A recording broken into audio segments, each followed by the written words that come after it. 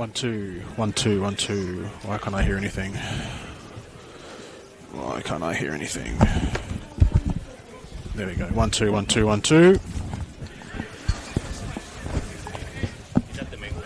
That's mains, That's the and that's individual. Yeah. 1 2 3. what is it? That's phones and control room. So that's yeah. Yep. That's me. So it's yeah. 1 1 1 1 1 1 1. 1 2 3 4 5. 1 2 3 4 5. 1 2. Hello, hello. Sorry. 1 2 1 2 3 4 5. All good. 1 2 3 4 5. 1 2 3 4 5. Hello, hello. Cool. Did you get this from work? This setup? Hey. Or your own setup? This is my own. Oh, sweet. Yeah, I've just Yeah, sort it's of, good. yeah, it's yeah, I've got it, so I thought I may as well use it when I get to do these Yeah, things. yeah. So, yeah.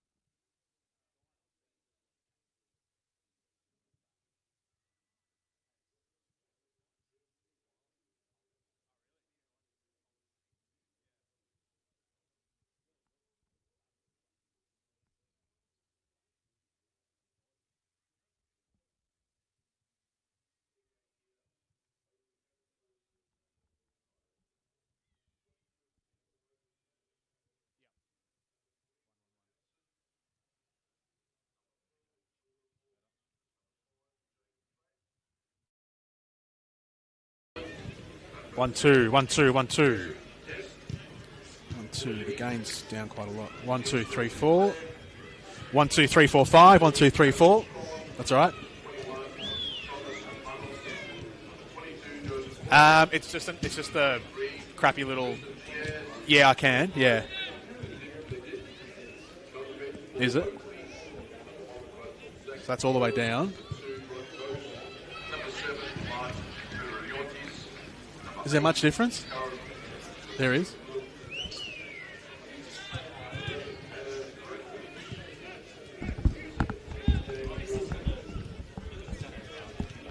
Yeah. Yeah. All good. Were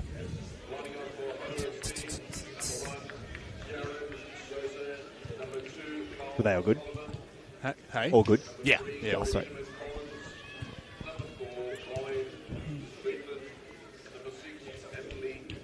Hey? Yeah. Sounds good? Yeah. Cool. Awesome. How are your ears? Do you want them up a little bit? You can go up a little bit if you want. 1 2 1 2. Yeah, you can go a bit louder if you want. 1 2 3 4. Yeah, that'll be sweet. Thank you. Yeah, I think I've gone deaf from studio headphones over the years. Turn the master up there. 1 2, and then. Yeah, I'm the same. I'm not quite fully deaf yet, but I'm sort of getting there. I did a hearing test just out of curiosity about a year and a half ago, and I don't know how I passed it because I can hear the thing. I'm like.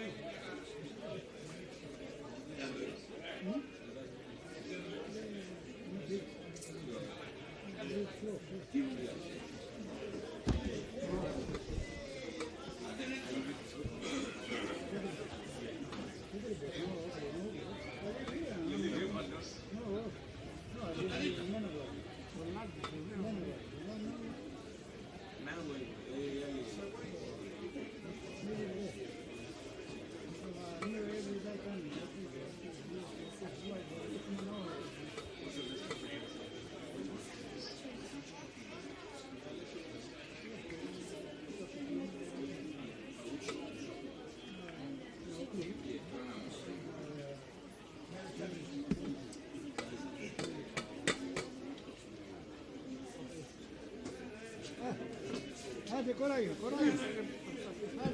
λίγο ακόμα. Coraggio. Κανιάτα. Άρρωσε. Ο μικρός γελάει. Άρε Λάκη, άντε ρε Λάκη. Γέρασα.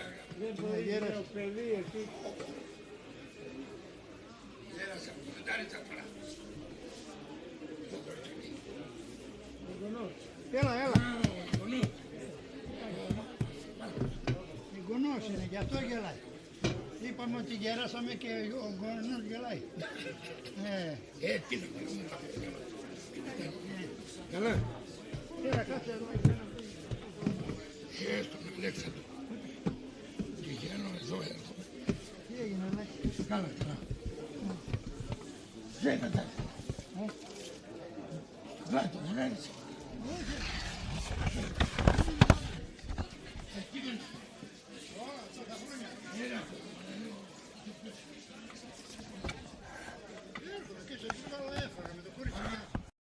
Help us level the playing field. Sign the parliamentary petition today to fuel the growth and fund the game.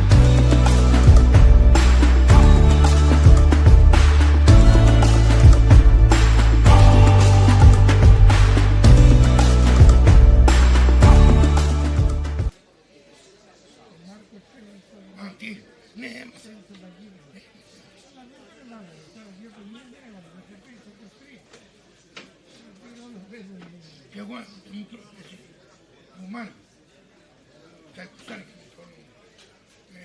λαρίτα πέσανε και σήμερα παίζουν με τον Πιθαγόρα σήμερα. Ο Πιθαγόρας είναι ο Σέμινη πρόεδρος της Ιτέρα. Ποιος είναι? Ναι, στην Κλαρίδα παίζει και σήμερα παίζουν με τον Πιθαγόρα.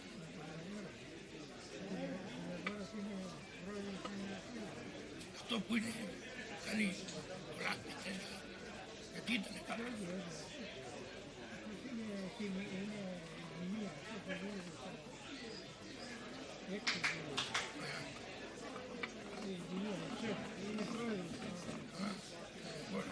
Όταν πέτανε μαζί πήγαινα.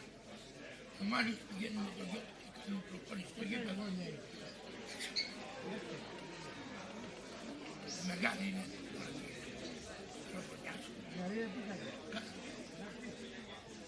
Να είναι γυναίκα, να είναι γυναίκα. Δεν μπορώ να μου.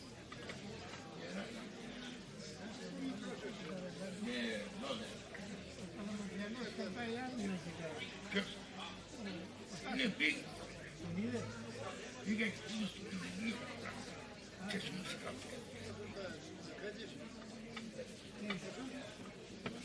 Ο Γιαννός έπαιρνε, Ο Γιαννός.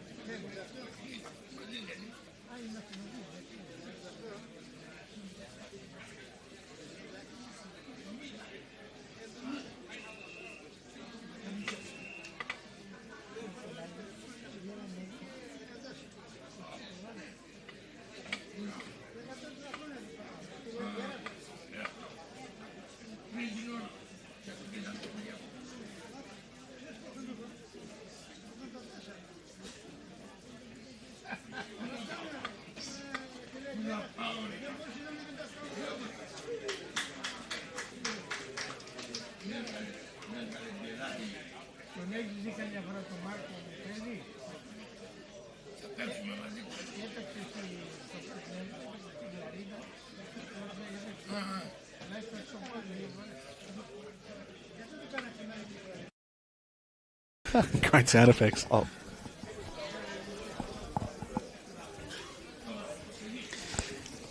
A Friday night of Senol NPL Victoria men's here, and we have a great one for you. It's Heidelberg United travelling down to Jack Edwards Reserve to take on the Oakleigh Cannons in what should be a fascinating clash here tonight between two teams, the last two champions of this division. The Heidelberg United Football Club, reigning champions from 2025, and the Oakleigh Cannons champions from 2024. Both teams have a handful of wins to their name this season. The Cannons with the 2 wins so far in this campaign, and Heidelberg United with the 3. United coming off a big win against Preston last week. Jordan Canellis with you here on this Friday night match. Great to be alongside Bryce Ruthven. Evening, Bryce. How are you? Evening, Jordan. Yeah, I'm fantastic. I think I'm going to go silent for a second. Moment silence.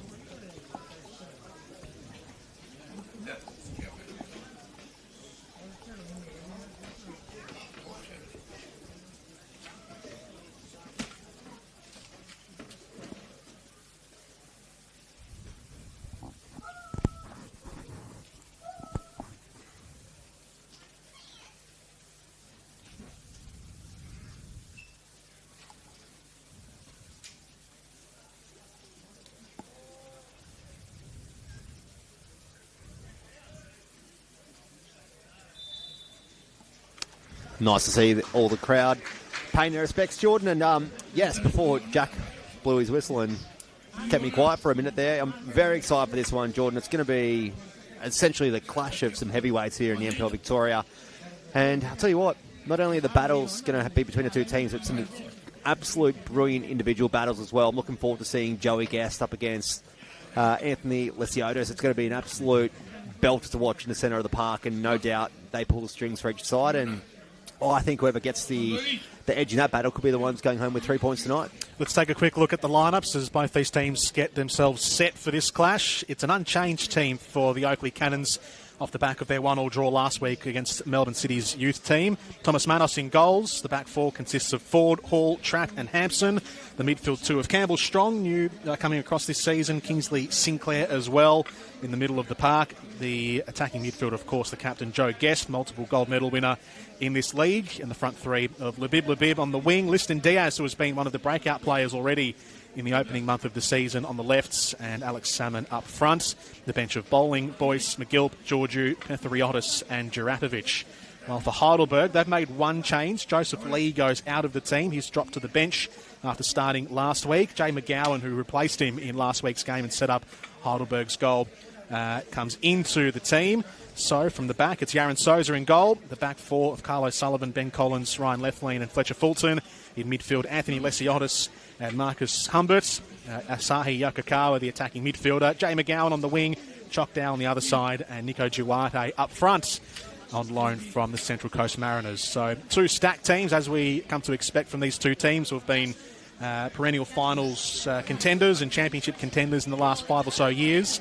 But plenty of big names in there. And as you said, two men who are maybe leading the gold medal race. Joe Guest is always in that conversation, but Anthony Lesiotis is putting his name forward as an early contender, and he's been one of the best in the league since coming across from down from the A-League into the NPL Victoria. Yeah, and don't forget too, Liston Diaz on the left flank for the Oakleigh Cannons. He was named February's Senol NPL Victoria Men's Player of the Month, and he's had a hot start. He scored last weekend out at Casey Fields against Melbourne City's youth team. And I'll tell you what, if you are the back line of Heidelberg, there's a lot of experience there with Ryan Lefleen and Ben Collins. Of course, everyone's well aware of what Heidelberg United did last year. And to me, they've got the target on their head in the first 4 to 6 rounds of this 2026 campaign because of their achievements last year. They're the scalp that everyone wants to take. Preston had all intentions last week, but obviously a good result there as Jack Morgan gets us underway. So here we go. Friday night action in Senol NPL Victoria Men's. Oakleigh hosting Heidelberg United, one of the great rivalries of this competition. They've had a couple of tight ones in their most recent past. There's been majority draws actually in their last 5 games. Last 5 is 1 win apiece and 3 draws. So they do know how to play a couple of close games. They've met in a few latter stage matches of their given competition, some finals matches in the NPL, Doherty Cup finals, Australian Cups as well. As Heidelberg looking to get the first spell of possession here in midfield with Lesiotis working it around to Chokdale on the lefts. Infield to Duarte. Lesiotis, long crossfield pass. Swung in by McGowan, gets an early look in. Puts the Cannons' defence to the first test and swept away by Jacob Tratt. Yeah, I think Jacob Tratt and Jordan Hall are going to have a very busy night defending those absolutely brilliant balls that are going to get in from the wide areas from Heidelberg. And just touching on the 2 coaches, Jordan, Chris Taylor, Johnny A, very similar styles of play. So I think we're going to see a lot of ball on the deck. You won't see too many long balls, but it's going to be, you could say, a beautiful game to watch if you're a purist. Johnny Hayes had to have a little rethink about how he structures his team this season with the loss of some of his most key players from last year. Losing 22 goals from one campaign to the next from one player is never ideal. Bull Juach, of course, the Golden Boot winner from last season. Nico Duarte has taken up residence as the striker for Heidelberg United, with Kieran Bramwell yet to be, or hasn't been seen for a couple of games now, 3 games at the start of the season, but absent last week and this week. Oakleigh look to throw an attack forwards. Left lean's header. There's a chance opening up here for Yokokawa. Ford gets back, cuts off his run. Fulton. Lesiotis. Fulton again. Heidelberg keeping the ball moving. Nice leave for McGowan. And his pass under hit. Diaz couldn't control it. Oakleigh see off the challenge. And one thing that Oakleigh will be very pleased about compared to last Sunday's game at Casey Fields is the weather. Last week, I don't know if you saw any of the footage, Jordan, but I was on that game and it was an absolute hurricane of a wind, and it affected the way that they like to play. And Melbourne City are very much a ball-playing team as well, and it made the occasion a bit less for what it should have been. It was a draw in the end, which probably was a fair result. Sure, Chris Taylor probably would have gone home the more ill-feeling of the two coaches, but I think tonight, back home, your pristine surface here, it's the brand new grandstand that you can see on your vision. We're not lucky enough to call from it just yet, maybe in future games or so, but I think one thing you'll see tonight is the weather here is nice and cool. The wind has dropped off from today, and we're going to see some great action. Here's a good move from Heidelberg. Choctaw set the task. He gets there. Fulton making the run on the inside channel. Here's Dow looking for an opening. Goes a little deeper to Humbert. Fulton has to check his run on the left. Still with Humbert. Now here's Fulton. Well closed off. And the spinning ball into the hands of Thomas Manos. One thing you can already see is Joe Guest, the amount of defending he's having to do on Anthony Lesiotis. Last week he did a great defensive shift, even though he does play in a traditional number 10 role, loves to attack. Everyone that has followed the league for years since he's come on board from the UK knows what he's about. So I think that's one thing he's going to try and want to flip the switch and get Lesiotis doing more defending himself in that holding midfield role. Most of the contest so far played in Heidelberg's attacking half in their possession. Oakleigh just trying to see off the opening forays, sitting pretty deep. Whistle goes and they can try and shift the field forward now, the Cannons. Launched forward, a bit too heavy. Heidelberg playing out from the back. The press comes from Oakleigh. Humbert has to deal with it, does pretty well. Sliding challenge from Hampson. O'Sullivan gets it moving again for the Burgers. And now McGowan, full of speed. Duarte on the inside, Dow at the far post. He cuts it back early, McGowan. Here is Duarte in the box. Sinclair did well. Covers off the danger, protects his defence. Yeah, it was a great run from Choctaw on his left-hand side. Acres of space, and the ball just... I don't know if that's where the intention was to go, but if he got there, I'd be very favourable saying that the scoreboard would have ticked over 1. Having to hurry back a few times already, Oakleigh.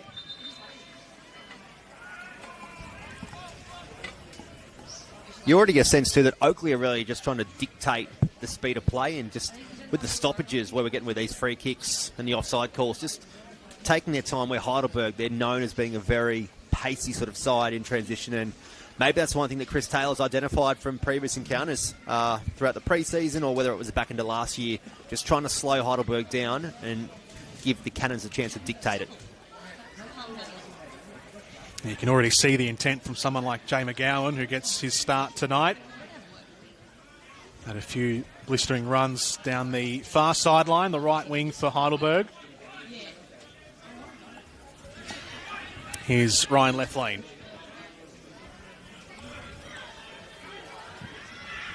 Souza sees Fulton.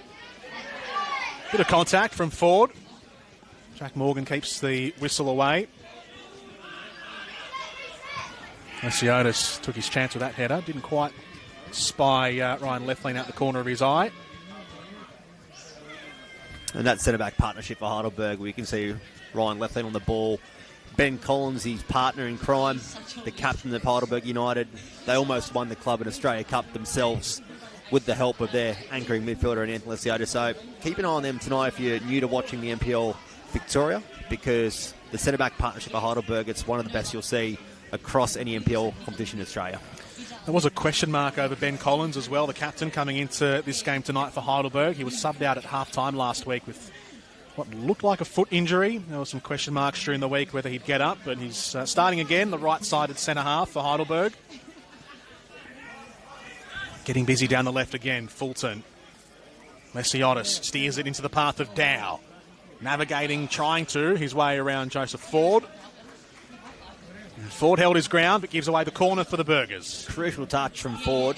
There was plenty of yellow jerseys in that 6-yard and 18-yard box itself, so crucial interception in the first corner of the night. Dow will take it. He's got McGowan as the short option. Takes the short option. Humbert will swing it in from a bigger angle, and it was nearly there for Duarte. He was stooping in low, pretty close to Thomas Manos, but it scoops up and over the crossbar. That's the first chance to Heidelberg, an off-target chance, but one that sends a shiver through the Cannons' defence. Yeah, it was a great corner variation there too, Jordan and Humbert. Wow, what a ball in, and just needed that deft touch from a yellow jersey. But I can guarantee Tommy Manos will just be having a word to his defensive line just to sort of waken up. They've sort of had a few moments of probably they'd like to have again, so we'll keep an eye on that in the next 5 or 10. Oakleigh still looking to get a grip on this game. That midfield has been overpowered so far by Heidelberg. Can they try and muster something here? Here is Sinclair linking up with Hampson, looking for Salmon, who was dropping in. Diaz lurking on the left wing, but Heidelberg's defence anticipated it nicely. Just a sign of Alex Salmon that carried over from last weekend's game against Melbourne City, just struggling to hold the ball up as that out-and-out target man number 9. We know he's great getting in behind the lines, but at the same time too, you do want your number 9 just to bring in the likes of Joey Guest and whatnot, and just we could sort of see a bit of a side of maybe that form from last weekend carrying over. 2 goals already this season for the man from Merseyside.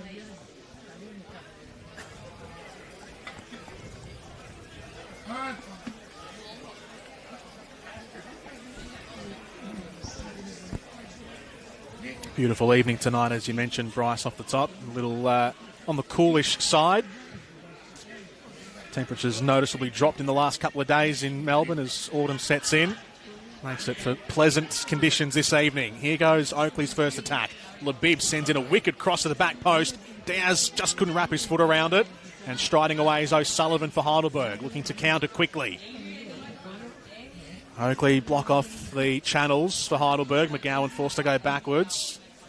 And now Collins will send it out the near side. Here's Fulton. He's got Dow ahead of him. Hasn't got much going on in the middle. Lesiotis comes up to support now.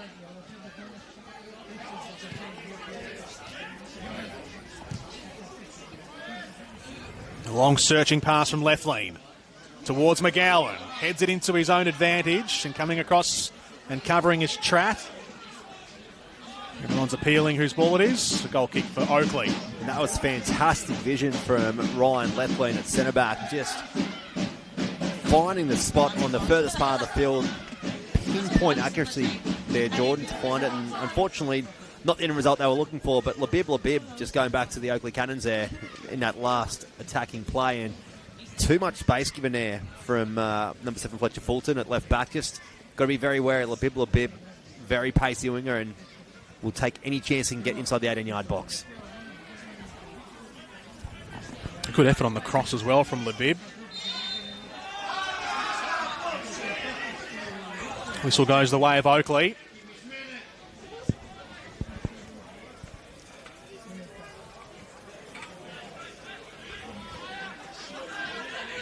Ford looks for Labib again. First time cross comes in, but under hit and behind for a corner for the Cannons. It was probably only Ford's real option there, Jordan, just to drive a straight ball down the line, and it's worked out well. But I think one thing I've noticed in these early 11 minutes or so is just Heidelberg always going forward with the ball. Oakleigh not afraid to come back, but it's just that's where that transition can break down if they're not too careful. First set piece to defend for Heidelberg. Guests on corner duties. Sends it in deep. Collins gets the header away. Recycled by Strong. He's got Duarte getting back, and doing well, Duarte, to get a foot in.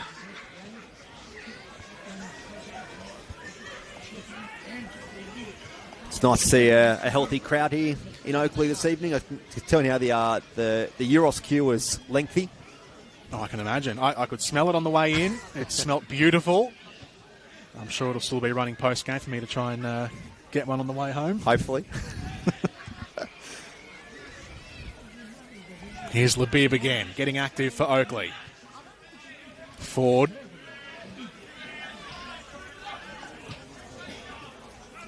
Back to Jordan Hall.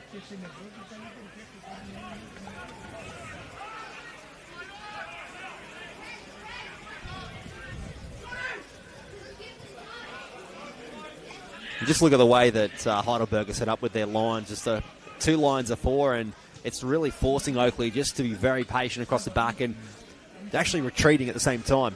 Heidelberg, very smart in how to defend, and it's a classic Johnny A trait.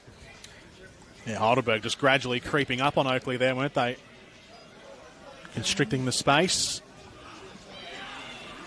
Well, what it does is it forces the likes of Jordan Hall and Jacob Tratt to look for that long ball in behind for Alex Salmon, but at the same time too, when you've got Yaron Souza, who effectively can sweep as a keeper, it's not always going to be the best option. Half chance there for Oakleigh. The touch just not quite right from Salmon. Sinclair. Labib turns it around the corner. Looking for Guest. Forward again. Now Guest once more. Labib. He's got Diaz in the middle. Works the cross in. Swept aside by Lethlean. Duarte comes in for a helping hand. And now McGowan. He's running into a lot of blue here, McGowan. He gets stopped. O'Sullivan. Challenged by Hampson. Lesiotis goes back to Collins. Punches the pass out low and hard to Duarte. Got Yokokawa working through the middle. Goes crossfield to Dow. Ford ahead of him, looking for Yokokawa. Spits up. It's awkward for Manos. Whistle goes the way of the Oakleigh Cannons. Yeah, and the right call there from Jack Morgan. Tommy Manos definitely had the ball in his hands, and Yokokawa just a bit too much pressure, but again, just another sign of what Heidelberg can do going into that front third. I'll say this quietly. We are sitting among the Heidelberg contingent. We are, yeah. So you might hear a lot of pro-Heidelberg cheers and boos. The Oakleigh faithful on the opposite side, in your view, on the new grandstand side for the Cannons. A awkward header there for Heidelberg to deal with. Labib was chasing after it, and Yaron Souza had to use every inch of his 18-yard box to collect that and see off the danger.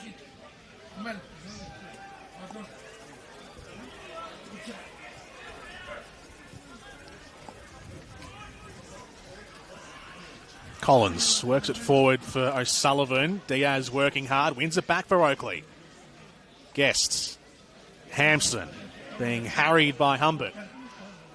And he's done well there, Humbert, the former Melbourne City youth captain. Led them to their VPL 1 promotion last season.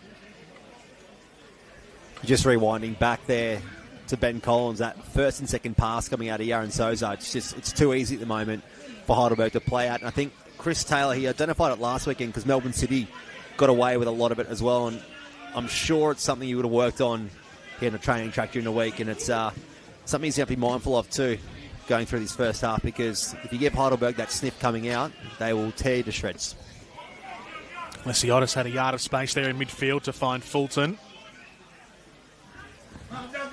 And again here for the string puller in midfield for Heidelberg. Collins steers it away for McGowan. Oh, Diaz. He's working hard now, working like a pit bull for Oakleigh. He works it in field to Guest. Steers it on to Labib. Just a little wide. Cuts it back. And Souza was there at the front post. Had the angles all worked out, Yaron Souza. But a good move on the counter press from the Oakleigh Cannons. Yeah, I think Joey Guest probably would like that pass again, but Labib did very well to help out his skipper in Joey Guest. And look, that's a good chance for Oakleigh, and maybe that's the way to break them through. A bit of pressure from Liston Diaz in that front half of the pitch, and it worked wonders. Still looking for his first goal in the league. Labib coming across from WA, Olympic Kingsway boy.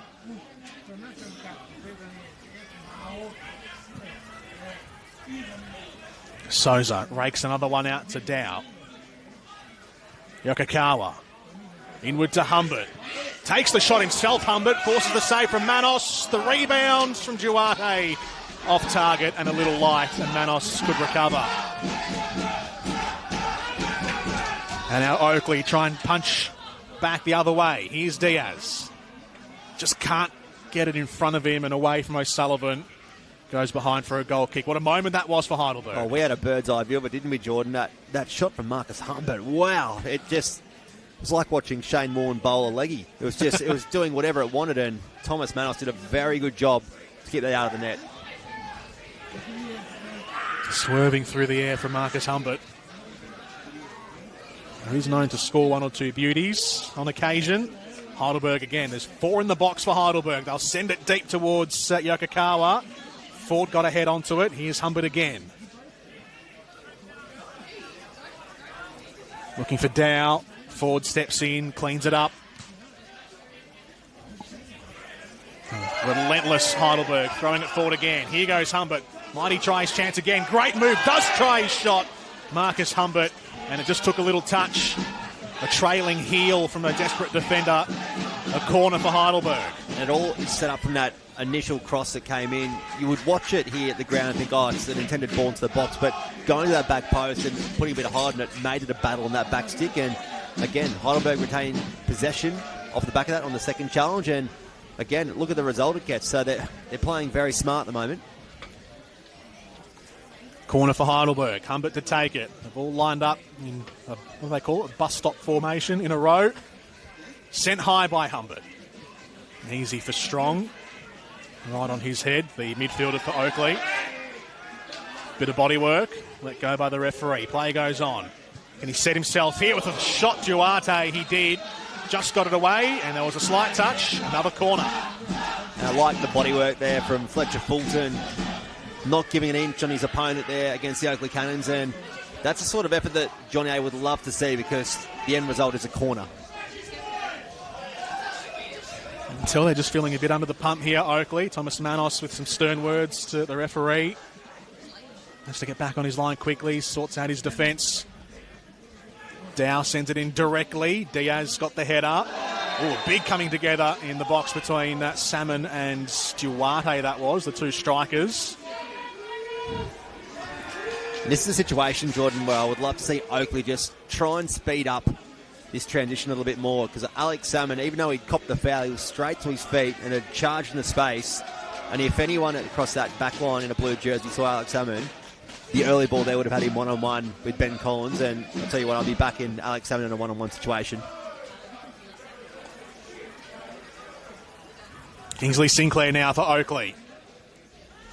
Guess onto Diaz. Floats it in, and the offside flag goes up on the near side. Well, they're just trying to force something here at Oakleigh, aren't they? They are. It's just they haven't had too much possession, or effective possession, I should say. It's pretty much been Heidelberg in the opening 20 minutes or so, but it's just, I think if Oakleigh can try and speed up that transition a little bit more, as I said before, they might actually break the lines a bit easier. I think what they're doing is actually allowing Heidelberg just to set up, and that's exactly what Ben Collins and Ryan Lethlean would want. That slow play, they can dictate the defensive shape, and they move so well that when they do that transition. So it's one thing that Chris Taylor will have to identify. Yellow shirts streaming forward again. Humbert over to McGowan. Back to Humbert, who continues the run. Can he get the ball in? He does, and it's in for Heidelberg. Fletcher Fulton tucks it in from close range. Marcus Humbert again set it up. Busy as ever around the 18-yard box. And Fulton gets his first goal this season, his 12th in his NPL Victoria career.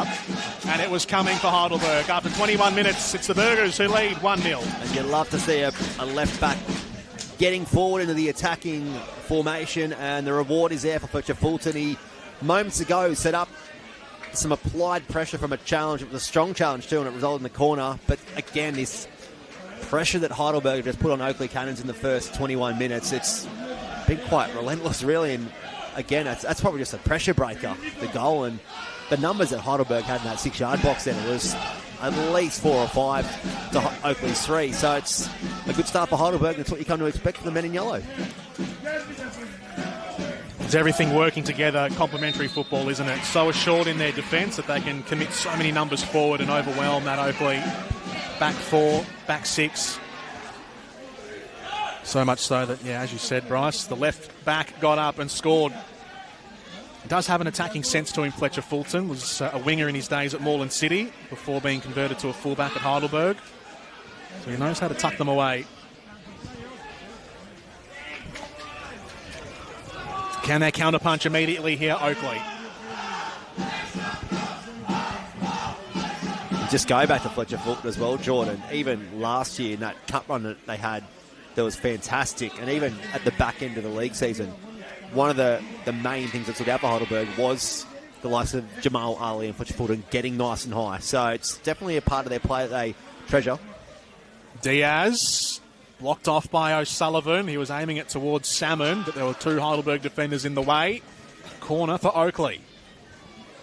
It's going to be a good opportunity here for Oakleigh to reverse that pressure that we spoke about just before the goal, because they've only had the one chance, Labib, about 5 minutes ago, and it's just, if they can get some more opportunities around the 18-yard box, it will force Heidelberg just to break that stride that they're currently in. Sinclair's ball, front posts, left lane.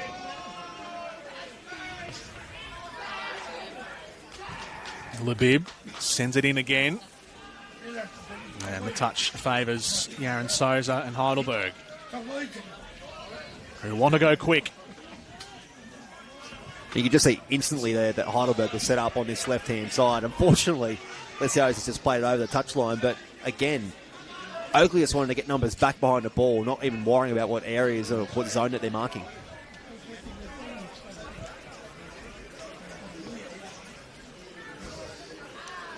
Trying to keep the pace high here, Oakleigh. Steering it forwards, working hard. Here is Hampson running in. McGowan getting back for Heidelberg. Cleared off by left lane.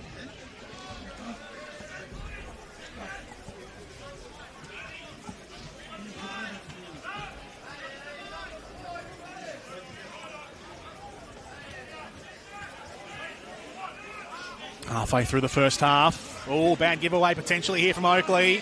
Good mount to something here for Nico Duarte. Heidelberg up 2-0. Errors at the back from Oakleigh. Only 25 minutes in and already starting to fall apart for Chris Taylor's men. So costly. Just, that's not what you expect from a side like Oakleigh Cannons. So experienced at the back with Jacob Tratt. Years of A-League experience. Jordan Hall as well. Plenty of top flight level football here in Victoria. It's just, Chris Taylor would be absolutely spewing on the Oakleigh bench at the moment, because that was just an absolute gift. It's like Christmas has come early. Error at the back from the Cannons, and Nico Duarte gets his second goal of the season. Easy pickings in the end for Heidelberg's new striker on loan from the Mariners.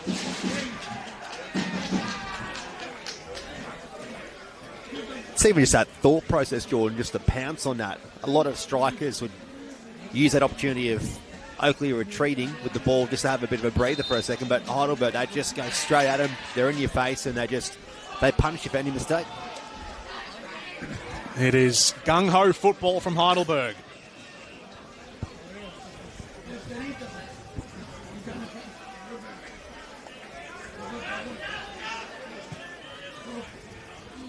Left lane, long vertical to Yokokawa. Committing numbers forward again here. Humbert just mistimes the pass. Or mistimes the touch, probably ignore the point. Guest turns it around the corner to Hampson. Sends in an early ball on the half volley. Yaron Souza takes it comfortably. And I must admit, Jordan, coming into tonight's clash, I was a bit worried about Heidelberg and their, I guess you could say, emotional toll on that late winner against Preston Lions on the road last week. 2 back-to-back away fixtures against 2 heavyweights of the Senol NPL Victoria, and I'll tell you what, they've just continued on what we saw in the 80th minute last week here tonight at Jack Edwards.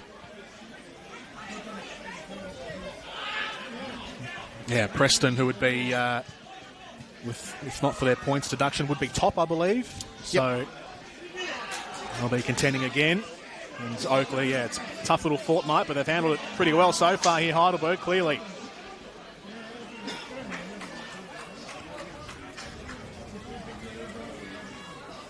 I think one thing the Burgers have sort of shown over the last season in particular is they can handle the big occasion. They're not going to be fazed by playing teams that might be expected to win at home or whatnot, and they really embrace the challenge and taking on the teams above them. We saw it with the A-League opposition last year. It was no worries, even though it was at the Olympic Village. They still had no fear of playing a certain way against them, and Oakleigh have some absolute threats. Joey Guest, how many times has he won the gold medal here in Victoria? So they would have done their homework and thought, you know what, we can get them in certain areas, and so far it's very effective. And fitness is the other thing as well for Heidelberg. They played so much football at the back end of last year that they didn't really have much of an off-season. What would it have been for some of these players? Maybe a month or so, not a lot, compared to the other teams in the league. And that was a lot of talk over the Christmas break. They only had about 3 or 4 weeks off, what I believe, and a lot of fans across the league were saying that Heidelberg... Opening for Oakleigh, over the crossbar from Liston Diaz at the edge of the area. And they were saying that Heidelberg just might not be able to sustain a peak fitness level, but at the same time too, these guys are training 3-4 times a week. They're looking after themselves. You can definitely tell. But even the Australian Championship run too, they would have modified training to fit. And then Johnny A, he's not stupid. He's one of the best coaches outside the A-League that should be in the A-League for sure. And he would have his men primed for an entire season. Plus, he's got a squad. He believes in his whole squad too. He's happy to play any player that features in his squad. Oh, a moment there for Oakleigh. Couldn't grasp it.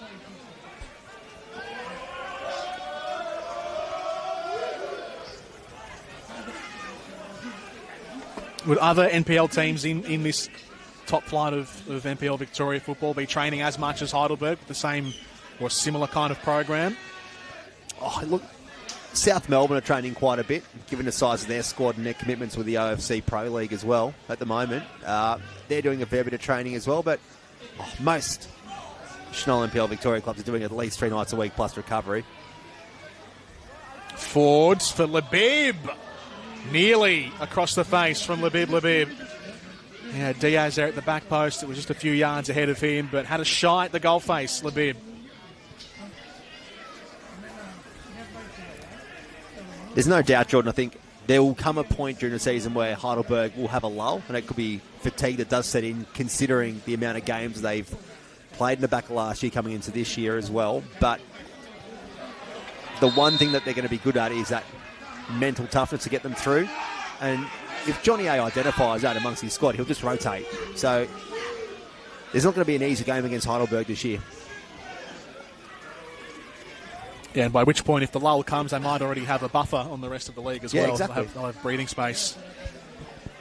Oakleigh here, just saw in that last passage of play, trying to exploit the Heidelberg strategy of playing out from the back, pressing up very aggressively, so much so that's just a little bit to sort out here for Jack Morgan. Some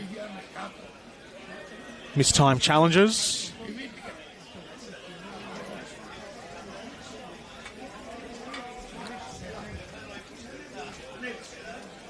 Fulton and Duarte, the goal scorers for Heidelberg in this first half, after half an hour.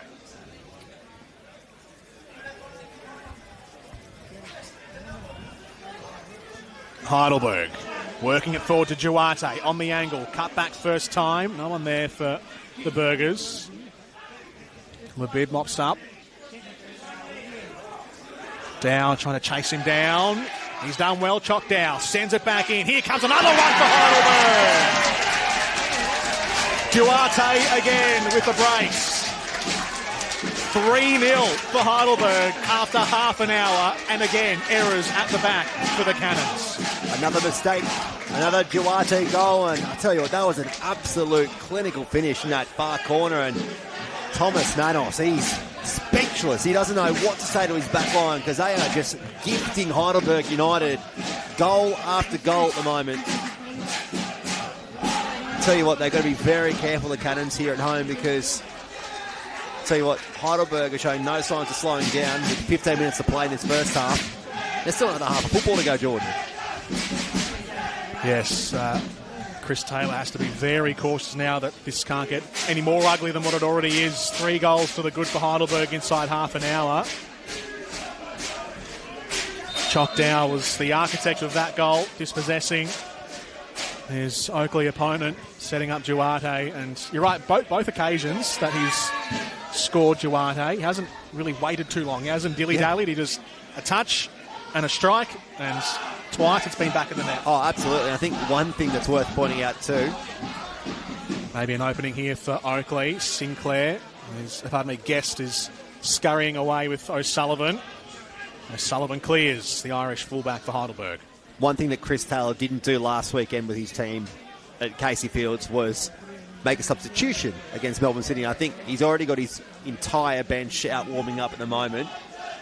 Don't be surprised if we actually see a change tonight from Chris Taylor. He doesn't like to make too many tweaks if he doesn't have to, but they've got 6 substitutes, and don't be surprised from the second half that we see a few changes, because knowing Chris Taylor, he would not like what he's seeing at the moment.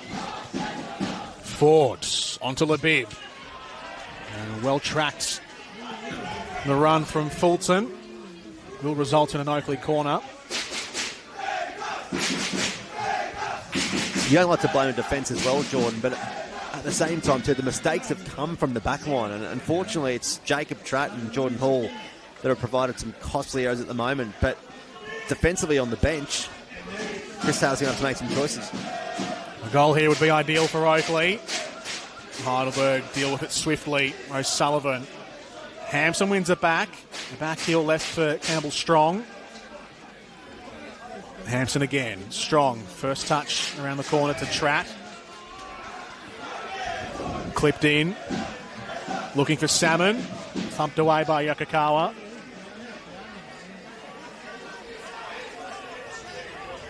Sinclair. He's got Guest peeling wide. Goes in that direction. Labib on the overlap. Still Joe Guest. I think the one thing too with Oakleigh at the moment, how they're playing, it's very reactive. They're probably spooked by the scoreline and that pressure on the scoreboard, but at the same time too, if they can turn around to being a bit more proactive rather than reactive to what Heidelberg's doing, they might get a few more opportunities in that front third.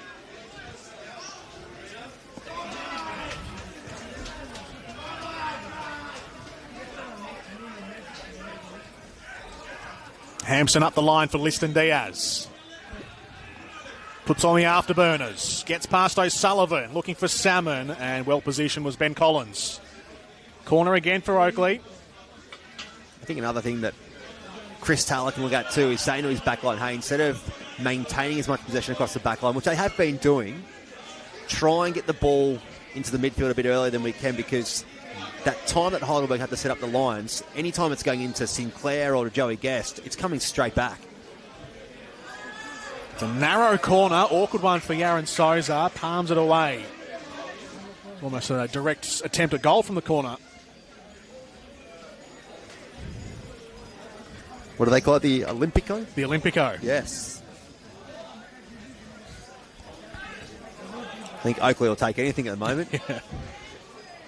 Well, they've been racking up a few set pieces here. Another corner goes to the back post. This one floats over everyone. No touch on the ball and out of play. And Joe Guest is not happy with his attackers on that one. It was essentially a free header there at the back post. Yoran Souza left it to sail out and just, again, flat-footed from the attacking plays for the Oakleigh Cannons.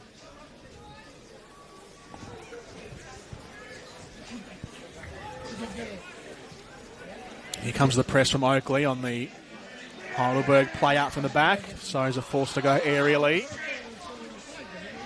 Dow has done very well. Got a bit fortuitous with the spin of the ball, and Ford is now chasing back. Chock Dow for Heidelberg. Set up the last one. Sends in this one. And knocked away on the head by Tratt. It'll come back in from Dow. Sinclair scurries away. Fulton picks his pocket.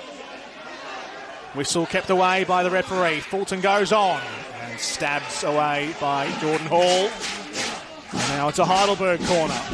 To be Chris Taylor watching Sinclair just there, just complaining about not getting a free kick awarded, the blood pressure would be through the roof, because it just let Heidelberg get into the box way too easy. And at the end of the day, I don't think I've ever seen in my 37 years in the Planet a referee change his opinion from a player arguing over a call. Yeah, imagine that. Oh, you know what? Yeah, you're right. I'm going to change my call. Dow's corner. Defended easily there by the Oakleigh defence. Strong got up and headed it away. Heidelberg looking to recycle, but pumped clear by the Cannons. And that's just a sign of just being a bit flat on ideas on how to get the ball forward. It's just a bit of panic play, and the Oakleigh Cannons aren't sort of known for it. They've been in pressure environments like this before in terms of having a 3-0 deficit chase, but they've got out of it by sticking to their guns, and it's just tweaking just a few little things. It's not restructuring what you're doing. It's just finding other avenues to get the ball forward and get your midfield more involved. Joey Guest needs to get more involved. That's one thing. Neat touch from Sinclair to find Guest. Now Labib's got 2 on his tail. It's something of a cross in, but Dow, the second layer of defence there, blocks it off. Hasn't he been a workhorse tonight? Chock Dow up and down the left wing. From defence to attack, and Heidelberg will try and launch something again. This one's a bit heavy. Manos was always going to get there first. One player that's had an absolute ripper of a start for Heidelberg is Marcus Humbert. He's a young Socceroo, one of the only players, if not the only player to get picked for that squad, playing NPL football in Australia, and coming from being Melbourne City's youth captain last year. It just shows the maturity that he has for such a young guy.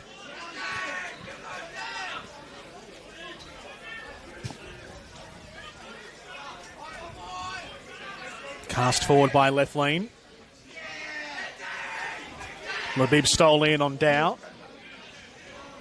Good pass from Ford to open things up. Guest tries to do the same. Souza comes across, tiptoeing on the edge of his box. Good touch from the goalkeeper. Did really well to sweep across. Now it's Manos' turn, who gets the Bronx cheers from the Heidelberg contingent to his right. Nearly dispossessed again. That was Lesiotis, who was bearing down on Strong. Breaking the lines here, Oakleigh. Labib looking for it, but just a few yards away from him. I'll get lucky here with a faint clearance from Heidelberg. And behind again it goes. Another set piece for the Oakleigh Cannons to set up. And it's pretty clear to see the frustration on Joey Guest's face, particularly after that ball. But it's just, he's being forced to do more than he should have to. He's kind of getting the transition play going by himself, and he is the puppet master for Oakleigh Cannons, there's no doubt about it, but he needs some assistance. Whipped in, up and away by Lefleen. Will track it down. Sends in the second ball. Still alive here for Oakleigh. Cleared away by McGowan. Labib. Oakleigh keeping some numbers forward here, and that's a loose ball into the final third. That's a loose clearance from Heidelberg. A second chance for the Cannons. Some ragged passes being played now. Weaving his way through the traffic coolly is Nico Duarte. Now chocked out. Duarte. Spots McGowan on the right wing. Wastes no time to get it in on the left, Jay McGowan. Duarte again, he's on a hat-trick. Here's Yokokawa. Falling backwards, balanced the wrong way, and couldn't hit the target, Asahi Yokokawa. Yeah, it was borderline a tight call for an offside there, and I think that's why the Oakleigh Cannons centre-back pairing just stopped for a moment, but chocked down this left-hand side is giving Joseph Ford absolute nightmares at the moment. He's clearly got him for pace, and just even the thought process too, he's about 3 steps ahead of him with the ball.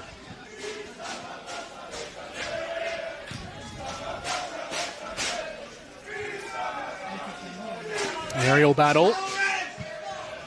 Couldn't be controlled by Guest. Yokikawa will bring that to ground.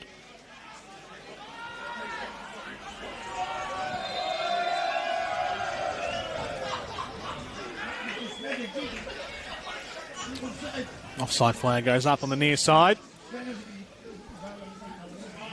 This first half has raced along if you're a Heidelberg fan. It has dragged its feet if you're an Oakleigh fan. 3-0 for Heidelberg. Fulton and 2 for Nicholas Duarte. It is worth noting too, Jordan, we have got a few other games across Melbourne in the Senol NPL Victoria this evening. We've got a game over at Green Gully Reserve at the moment between South Melbourne, who hold a 1-0 lead in the 65th minute, and at Genestil Stadium, the Preston Lions trailing George Cross 1-0 in the 38th. Yeah, George is impacting the Senol NPL Victoria competition straight away upon their re-entry into the top division, which is good to see. One of the, I guess you could say, sort of legacy clubs of Victorian football.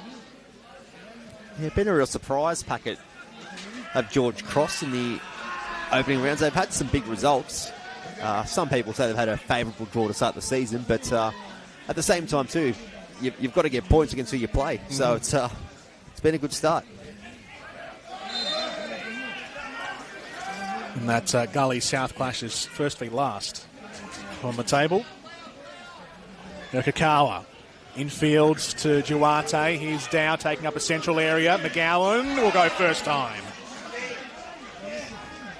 Wanted to get involved in the action, Jay McGowan. Set up Asahi Yokikawa's winning goal last week.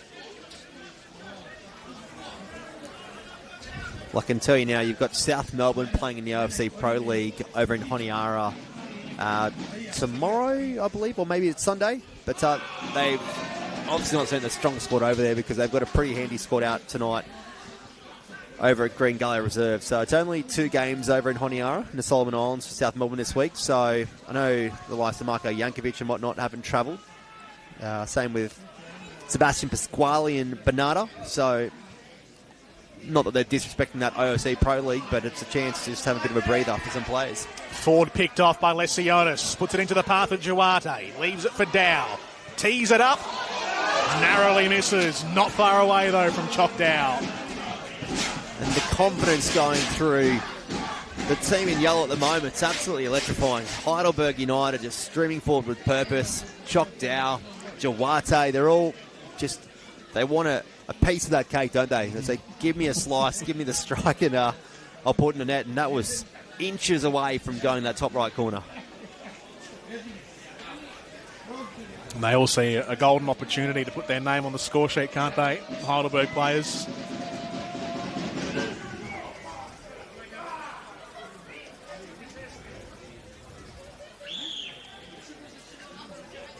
From an Oakleigh perspective, can they pinch something late here in the first half? Just to try and offset the damage a little bit going into the second 45. Yeah, I don't think half-time can come quick enough for Chris Taylor's men. They need a breather, and more so to break up the momentum of Heidelberg United. I think Johnny A be very keen on this half continuing. At as much extra time as you want, because it could bring another goal, and just the confidence that Heidelberg is playing with in this first 45, it's really dented any confidence that Oakleigh had coming into this fixture.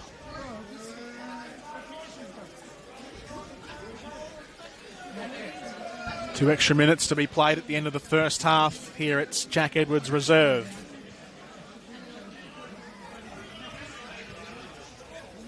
Hall knocks it forward for Labib.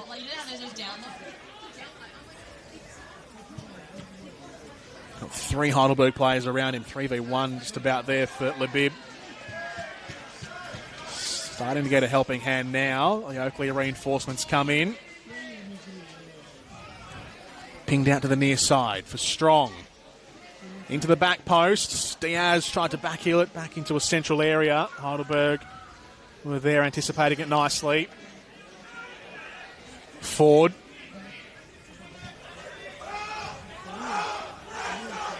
Salmon away to Labib. Again, his cross doesn't really break the 18-yard box. Ford clunks it in long. Volley attempts from Hampson on the edge of the box. Was not a bad shot, actually, from the left fullback. Yeah. Kept it pretty low and only just whizzed over the crossbar. Well, that would have given him a bit of a spark going into the second half.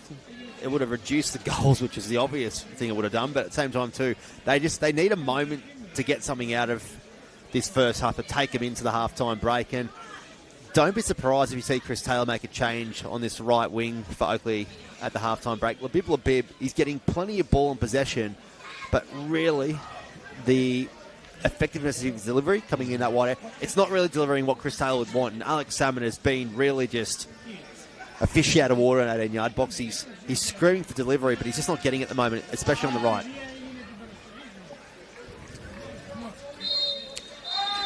And that ends a glorious first half for Heidelberg. They haven't scored 3 goals in a game this season yet. They've scored 3 goals and a half now tonight. Their best patch of 45 minutes through 5 rounds of the Senol NPL Victoria competition. A 3-0 lead on the road down in the southern suburbs against the Oakleigh Cannons, one of their great rivals. And that is just about all you could ask for. If you're a coach, if you're in the shoes of Johnny Anastasiadis, you'd be absolutely chuffed right now. Well, it's a 15-minute breather for Heidelberg United, because Johnny A will go and say, boys, do the same what you did the first 45. Have a drink, rest the legs, repeat again for the second half. That's all the team talk will be. What did Heidelberg do so well, Bryce? Oh, just that transition and really just being patient defensively, forcing some mistakes from Oakleigh, and we saw it across the back line. The likes of Duarte and his attacking strike force just forcing Jacob Tratt, Jordan Hall into silly mistakes, particularly at this level as well. So I think it's going to be a bit of soul-searching for Oakleigh at half-time with Chris Taylor, and Heidelberg, well, let's see how they come out in the second half. Do they drop down a few gears, or do they just really ram home a result? 3 goals in the space of 10 minutes for Heidelberg in the first half. Fletcher Fulton in the 21st minute, and then Nicholas Duarte with a double in the 25th and the 31st minute for Heidelberg for a 3-0 lead here at half-time. You're watching Oakleigh versus Heidelberg in the Senol NPL Victoria. We'll take a quick break at half-time and come back to the start of the second half soon.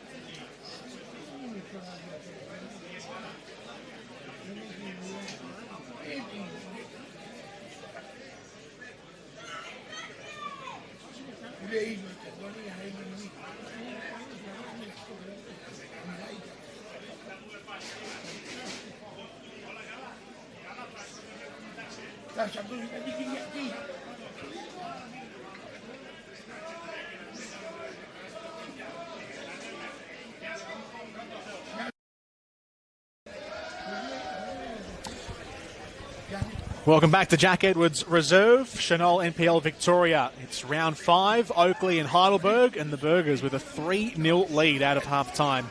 Nicholas Duarte with the brace, and Fletcher Fulton having scored the game's opening goal. On the score sheet for Heidelberg, John Anastasiadis' men, a bit of a rout, really, to be honest, in the first half of the Oakleigh Cannons. What can Oakleigh afford here in the second half? And will Heidelberg continue to put the foot down? Jordan Canellis and Bryce Rutherford with you here this Friday night. Bryce, what are you expecting from this second half? Well, if you're a neutral fan, hopefully more of the same from Heidelberg because we're going to get goals. But I think just it was the way that they were actually going about their football too was a joy to watch, to be honest with you, the first 45, Jordan. And I think Oakleigh, they need a reaction. They just, something positive has to have come out of that halftime talk from Chris Taylor, and just honestly, I thought a change might have come, to be honest with you. That was my thought, that we might see a change. But Chris Taylor doesn't like to change his side up too much, so hopefully that just means a different approach from the Cannons. He has actually made 2 changes, Chris Taylor. Brodie Boyce has come on in defence for Jacob Tratt, and it's Cam McGilp who's come on as well in midfield, and I believe, I'm just trying to do my deductions here, it looks like Joseph Ford has gone off, and Labib is going to play right back. Kingsley Sinclair will play right wing, so it'll be a midfield duo of Cam McGilp and Campbell Strong, and Sinclair's gone into the attacking group. Well, it had to happen, and unfortunate for Jacob Tratt, you can have as much experience behind you. Wow. And that is a very stern challenge. What's the colour of the card here? It's going to be a yellow for Cam McGilp, who's been on for, what have we played, 1.5 minutes, and he's in the book. Yeah, it's the first yellow card of the game, Jordan, but just going back to Jacob Tratt, he was at fault for definitely one of the goals. It was a costly mistake that resulted in a goal, and it was either himself or Jordan Hall. One of them had to give, unfortunately, and they're both experienced footballers, but sometimes it's just not your night.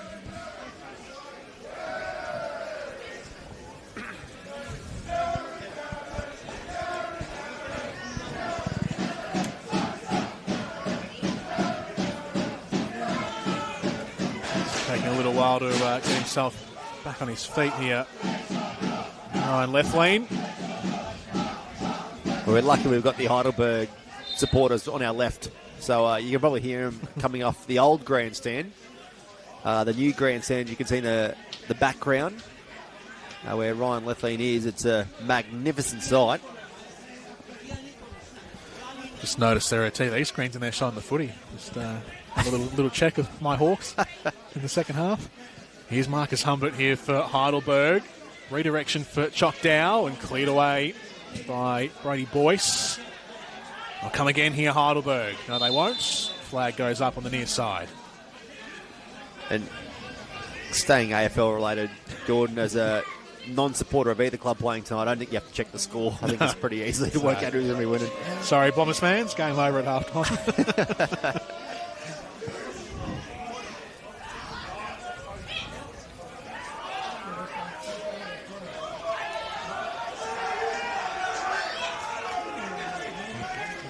I think the changes that they've made, especially with McGilp coming on into the midfield, it might actually cause Chris Taylor's men to just go a bit more direct than they would normally like to, because McGilp can sit in the back line, but he can also get forward and he's quick to transition. So I'm a bit surprised he's not in the starting 11, to be honest with you, Jordan. But having him come on as fresh legs is definitely a positive move for the Cannons. Liston Diaz hasn't quite had a grasp on this game, unlike his first month of football. Came into this week leading the Golden Boot with 3 goals. Ooh, Aaron Souza flirting with danger.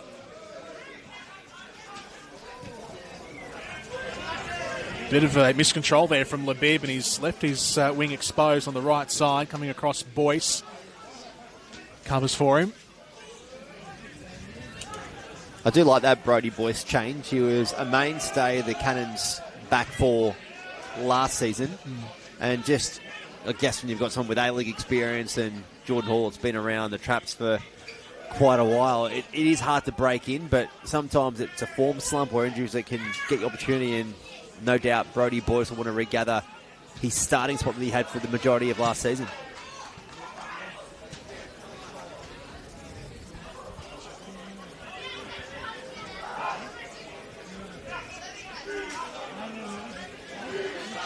Heidelberg unchanged for the record out of half-time, to no one's surprise. Jay McGowan with a shot into traffic. O'Sullivan. Lesiotis onto left lane. Around they go to Fulton.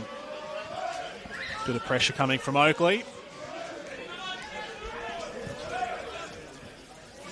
Collins.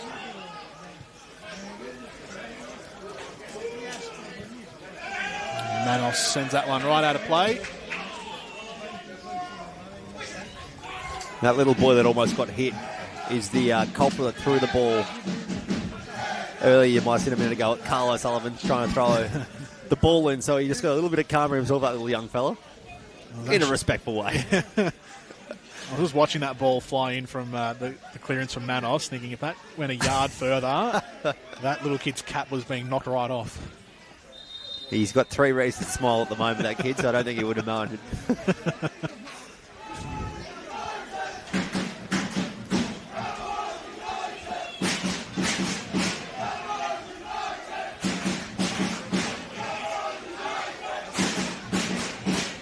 Lesiotis here for Heidelberg. Cool as ever in midfield in that first half for Anthony Lesiotis. Yeah, for me, he was the player of 2025 last year. I know he didn't win the major gong, but if I had to give a vote and one vote only, it would have gone to him for his efforts last season. It was incredible. He's a man that's got A-League experience, of course, in Melbourne Victory, but he just fits Johnny A's system and his Heidelberg United team like a glove. He's the perfect person to play in that number 6 holding midfield role for Johnny A.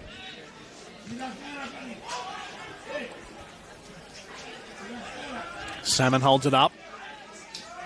Guests looking for Salmon again.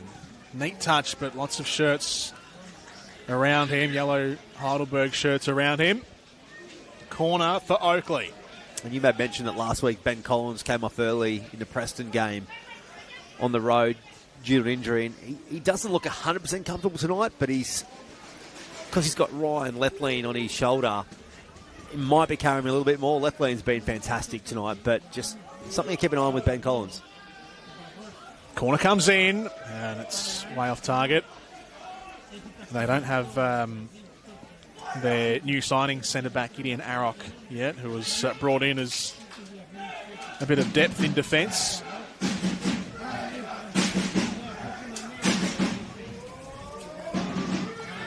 Another corner here for Oakleigh. To the back post. Header is on target from Hampson. Knocked in. Flag goes up. Yeah, offside, and it was a pretty clear and easy call there for Jackson Landiar, assistant referee on that far side. Alex Salmon all by himself, and the Heidelberg defence, again, that's just that football maturity showing again, just to get straight off the line. And Alex Salmon, you think you're in space and it's a goal, and just you've got no awareness of what's around you. So it's again, it's all coming back to Heidelberg just being a bit smart at the moment.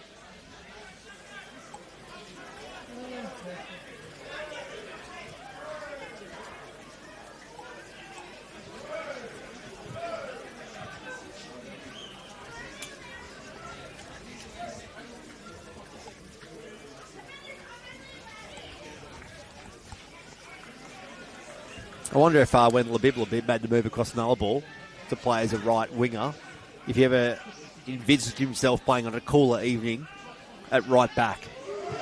Because he's very much an attacking player. He is, yeah. Got pace to burn as well at Labib, but it's been stymied tonight.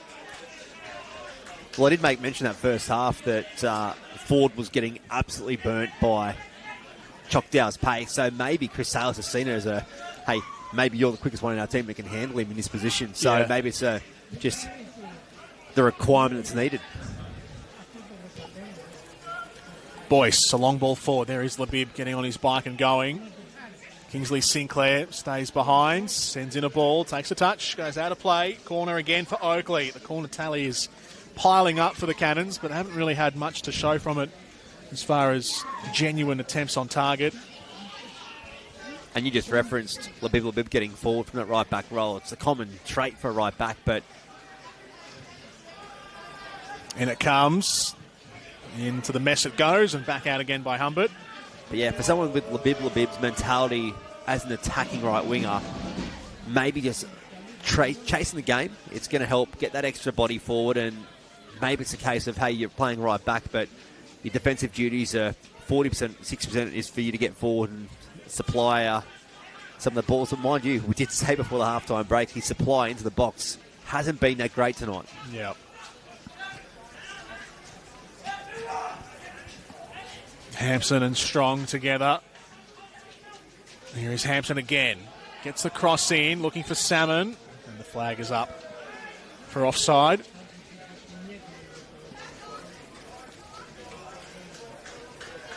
On the bench tonight for Heidelberg United, Max Pacetto, he's, again, as Johnny A likes to rotate his squad, but he's one man that I can tell you now, the back four for Oakleigh Cannons will not want to see him get any minutes tonight, because he can cause them absolute danger. And when you're fatigued, the likes of Geordie Hall and Connor Hampson could potentially give those two boys nightmares.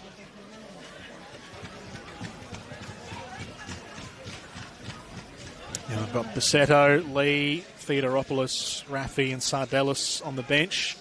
Oakleigh, I beg your pardon, have already used Boyce and McGill. They've still got Georgiou, Petheriotis and Adam Juratovic, who is the most attacking player on that bench left. Still to be used if Chris Taylor wants to dip in again to his replacements. That midfield just hasn't found its connection to Alex Salmon tonight, and Heidelberg central pairing of Collins and Lethlean impenetrable tonight. Here's Diaz, gets shouldered out of it by O'Sullivan. That's his pure strength, isn't it, Jordan? It's just probably one of the first times we've seen Joey Guest on the ball in the opening 11 minutes of this second half, and they've just gone away from the way that Chris Taylor has set up their team to play, through the lines, through the midfield, and Joey Guest in particular. Going route one with Alex Salmon isn't going to get you anywhere. You need to get Joey Guest on the ball, something like that, just to shorten the play up a little bit, and maybe get Alex Salmon in behind the lines through that avenue, rather than just going route one football from the back. Here's Diaz again. He's got the supporting run from Hampson to his outside. He wants to go it himself, Diaz, from a long way out. Couldn't get it through the traffic. Hampson. Deep cross, back post, nearly there for Sinclair. Just skimmed over his head. Stays alive. Dow keeps it in. It's a great ball from Connor Hampson, and just unfortunately had probably an inch or two too much on it, but a good sign from this left-hand side. Maybe that's where the supply could start coming from, down Hampson's wing, because if we're going to get delivery like that, that's going to produce a goal at some point. They've actually, I mean, they're 3-0 down. They've been clearly second best tonight, but they have been trying to pepper the 18-yard box. Yeah. No, it's just you can't break through that watertight Heidelberg defence, though. And that's the thing. Just how they defend as an absolute unit, it just is a reflection on the scoreboard at the moment. And it's a trait of Heidelberg United that we've come to see over the last 12 months. It's very easy to say you're a back line of four, but actually working together, whether you're sliding across or you're blocking channels. Tonight, as we've seen with 2 goals being conceded, Oakleigh just had not done that. They were too individual, and then trying to play out as well. It just wasn't working. Getting the wheels turning here again, Heidelberg. O'Sullivan onto McGowan. Knocks it centrally. Left for Dow. Can't open up a yard of space. Out to O'Sullivan again. And back they go to Collins. They'll just pry out the Oakleigh team, who had all concertinaed back into their own 18-yard box. Just watching the press there from Campbell Strong for Oakleigh Cannons. He had Joe Guest encourage him along, but the rest of the midfield and the back four left about a 30-40 yard gap in the middle of the park. If that was turned over, Heidelberg United goes straight through and just, again, straight to goal with numbers. Getting in behind the lines here now, Oakleigh. That's a good-looking pass. The intent was right from Guest, but Lethlean, with his long limbs, just stuck out of boot, prevented it from going forward. Hampson. McGilp. Boyce. Into the feet of Guest. Loops it over to Diaz. Early cross comes in to the back stick. Sinclair tries to square it up. Lesiotis was the only man parked there. And Guest just lost his balance. Dow. Guest goes in on Chock Dow. Yeah, that's going to be a clear Heidelberg free kick. I think that's a clear sign too of frustration for Joey Guest at the moment. He is trying to make things happen, but even again there with Camp Sinclair, just that ball coming back across, there's no one there to get that second pass. So you can do anything you want in that wider area, but when the cross came in from Listen Diaz, the option was to put it back across the box, but there's just no one there for that second ball. So I can see why Joey gets to be frustrated, because he's trying to manipulate the play, but it's like no one's coming along for the ride with him.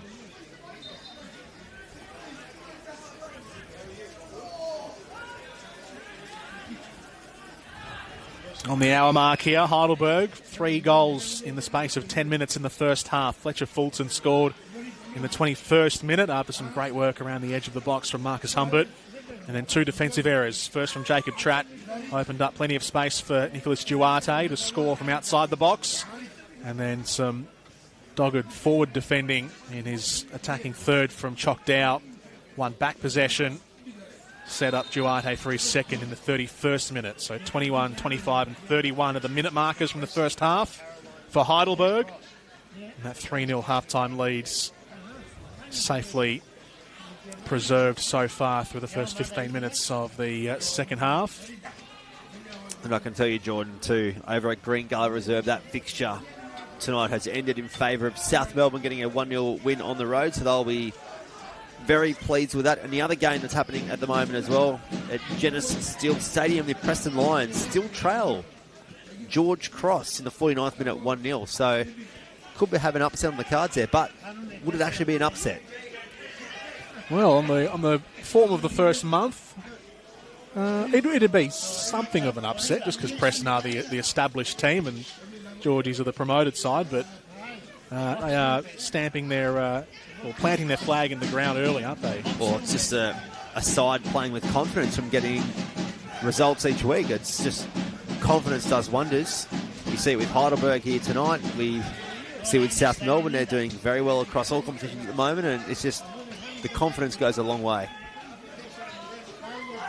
Some defending to do here for Heidelberg, and they do it well. Lesiotis just lets it run along a little bit. Opens the door again for the Cannons. Hampson into McGilp. Where's the obvious option? McGilp has to go wide. Labib.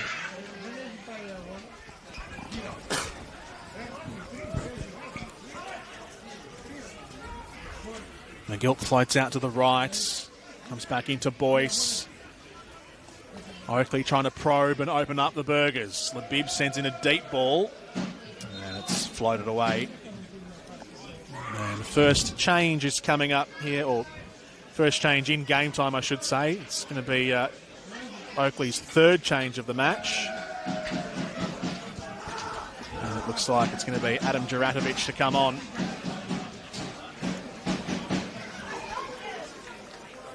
So some more attacking firepower making its way on for the Oakleigh Cannons to try and rescue this scoreline.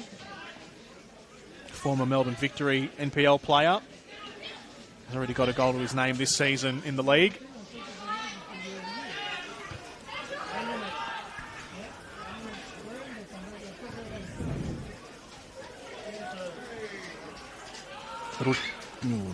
Thought there was just a slight chance there for Oakleigh. Yeah, so did I. And it's just, at the moment, Heidelberg United defensively are just suffocating Oakleigh going forward. That last passage of play before the substitution, every single player for Heidelberg was in that final defensive third where in all respect, I probably couldn't name one time that's happened tonight for Oakleigh, and it's showing because, again, you get that quick transition when you're just getting behind the ball, and it's just an attitude thing, really.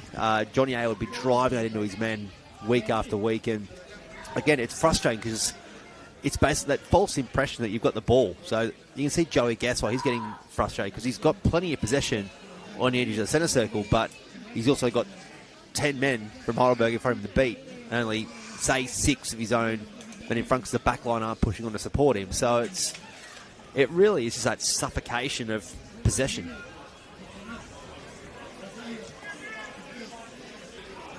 O'Sullivan putting in a good shift again tonight for Heidelberg in his first season at the club.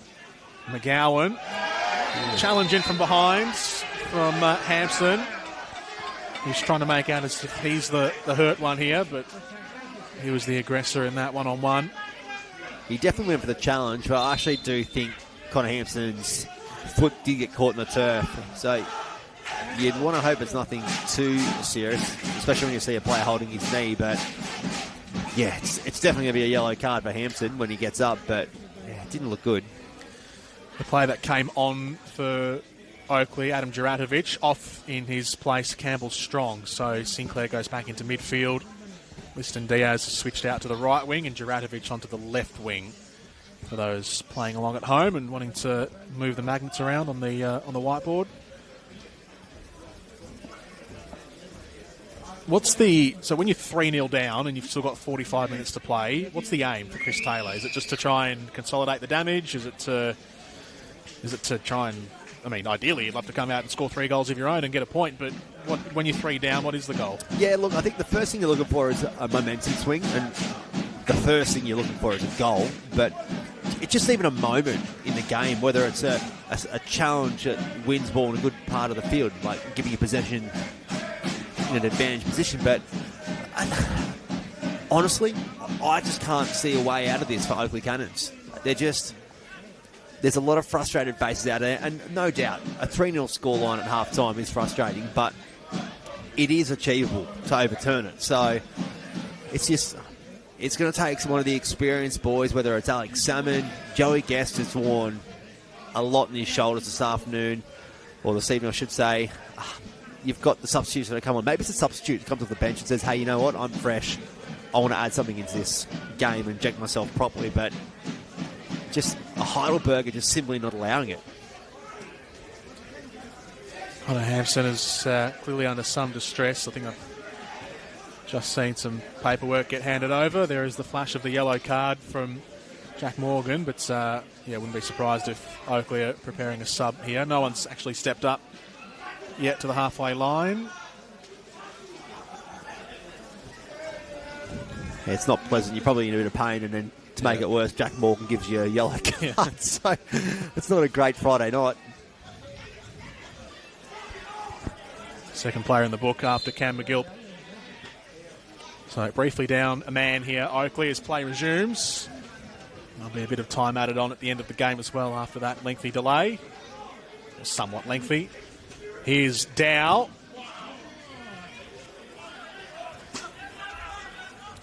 Guest with a defensive header.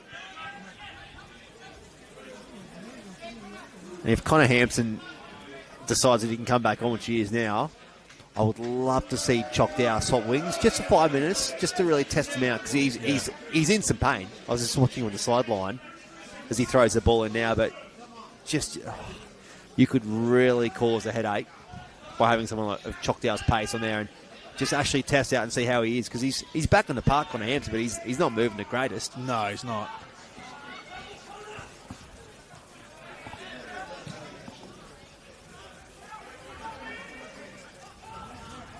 Sullivan went long to the opposite side. Fulton couldn't bring it under his spell. Diaz leaves it for Guest. Back to Diaz. Nicely worked here by Oakleigh, but working in tight confines around that Heidelberg defence. And it runs away from Salmon.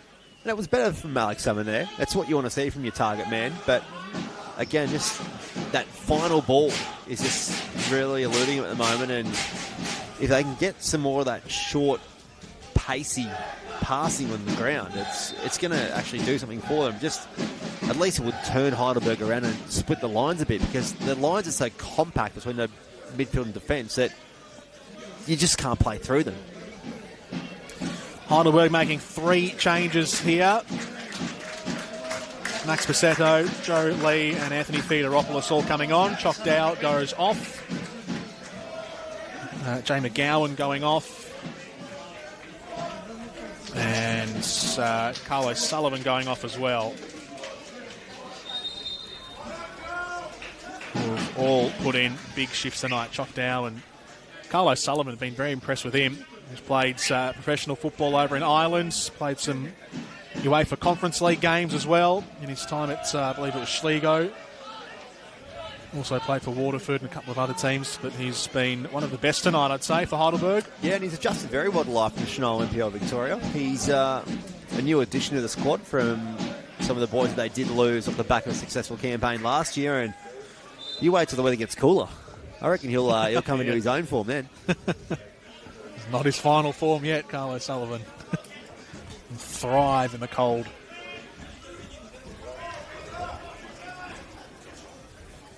Hampson heads it forward. Salmon couldn't quite find Juratovic to his outside. Yokokawa looking for Duarte.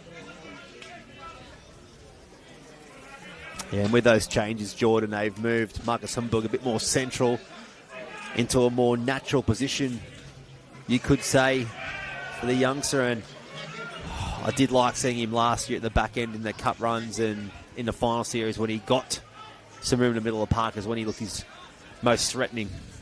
Sinclair streaming forwards for Oakleigh. Diaz, first time cross comes in. Salmon, great save from Souza. Hasn't had a lot to do tonight, Yaron Souza, but called into action for his first big save of the game. Got down low, parried it away. You could forgive Souza for letting a goal in of that quality, but I tell you what, you're right, he hasn't touched the ball too many times, but when called upon, wow, what a save.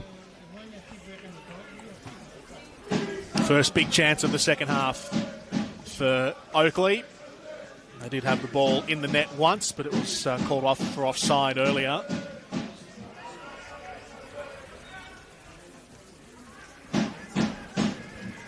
Still 20 minutes plus stoppages to go, and there'll be a bit of that. The referee just waited a beat on that challenge from Bisetto, who goes into the book. Yeah, the unfortunate thing for the yellow card being given is that it slows the play down, because Oakleigh actually did decide to try and play it a bit earlier there, and they had a 3-on-2 situation on the left wing, and at least would have got him into a decent part of the park, I should say, and Jack Morgan pulling the yellow card out slowed it right down for him, and now they're sort of stuck where they have been most of the night. Turnover, Duarte. Joseph Lee on the right wing for Heidelberg. Duarte looking for his hat-trick. Would have capped it off in style had he nailed it from there. Into the trees and onto the bonnet of my car out the back. I think when you've got 2 goals next to your name on the scoreboard, I think you're allowed a chance like that to take it. He had the room to get the shot away, and he's confident at the moment. So it's I'm sure Johnny A isn't displeased with that effort.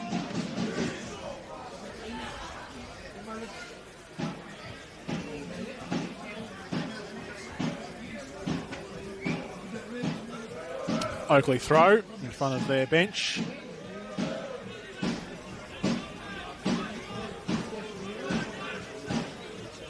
Juratovic skips inside Lee. Linking up, still going Juratovic, trying to find an opening. Hard to do. Heidelberg looking to counterpunch. Salmon getting back. He's just harassing Lesiotis. Lesiotis still going, and that's a foot left in by McGill, who's on a yellow already. Cam McGill, he's got to be careful. He runs away from Jack Morgan as quickly as he can. I don't know how he's escaped a yellow card there. Neither do I. That was probably worse than the first one. Jack Morgan's a very experienced referee from the A-League system, and He I think McGill should have buy a lottery ticket. That's I don't know how he's escaped. He just stuck a leg out behind him and collected Lesionis. That was pretty obvious, wasn't it? Obvious yellow card. Oakleigh very lucky not to be down to 10 men right now. Maybe because Alex Salmon was there for the sandwich as well. I don't know. Here's Bassetto on the left for Heidelberg. Labib up against him. One back by Fulton, striding forward. Duarte.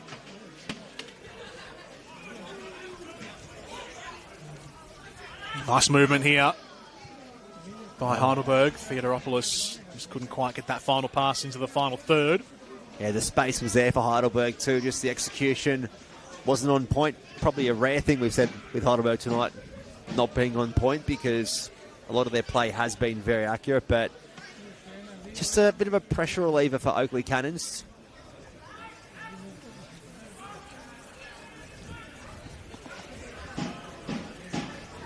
Heidelberg aiming for what would be their third clean sheet of the season. Clean sheet last week against Preston and in the second round of football against Thunder.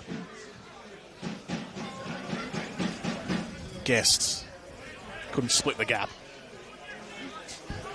Lee gets away from Guests. Navigates around Sinclair. Keeps the move going here for Heidelberg. There's a chance. The flag's gone up. Yeah, Joey Guest is definitely going to receive a yellow card. He just had that challenge, and that was clear frustration. But that last pass there, Jordan, from Heidelberg, before the offside flag was raised, the vision to see that running the opposite way, it was in a crucial part of the ground too for Oakleigh, and just not alert, but maybe they were alert. The pass was just, the vision was just of that quality.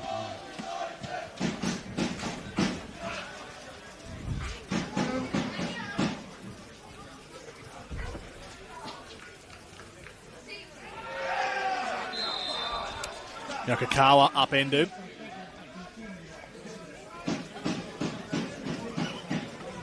I think this is where you've got to be careful too if you're Chris Taylor, Jordan, because if these fouls start accumulating, we've already seen one Oakleigh player probably escape a second yellow.